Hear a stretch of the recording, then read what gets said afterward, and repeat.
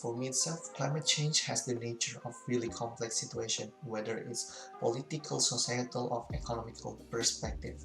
Also adding into that, this global pandemic situation and also the global crash of the oil price has tricky situation affect for the fate of the renewable energy and in terms of climate change strategy.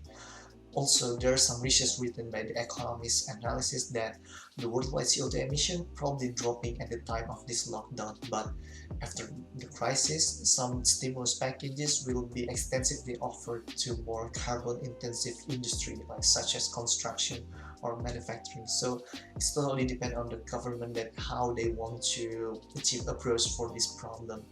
What I would like to focus on this particular issue is more on the lies in the educational standpoint, because I noticed like many already aware since the climate movement, but still only very basic, and people still blindly trusting whether they believe for the climate change it will affect or not.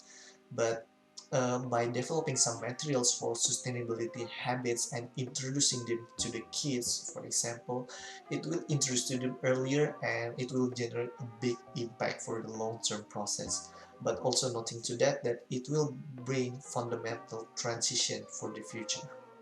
Since for now I'm studying for my master's school, focused in sustainable energy engineering, and my previous bachelor more on the electrical engineering, I can bring my this innovator or engineering point of view to tackle this climate change strategy.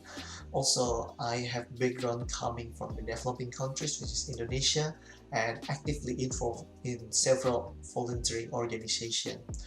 We try to promote some climate change initiative or strategy for the people in developing countries, and I can give or bring some perspective how the problems that we face in there and the real world implementation and the bottlenecks that appear on the field.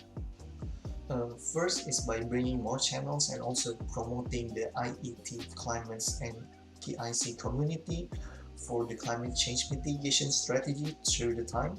And the second one is the exposure of the EIT stakeholders, for example, like startups and partners, to tackle the problem in a global way in particular locations, and also for the researchers to bring more ideas and suggestions about what the problem happens in different perspectives.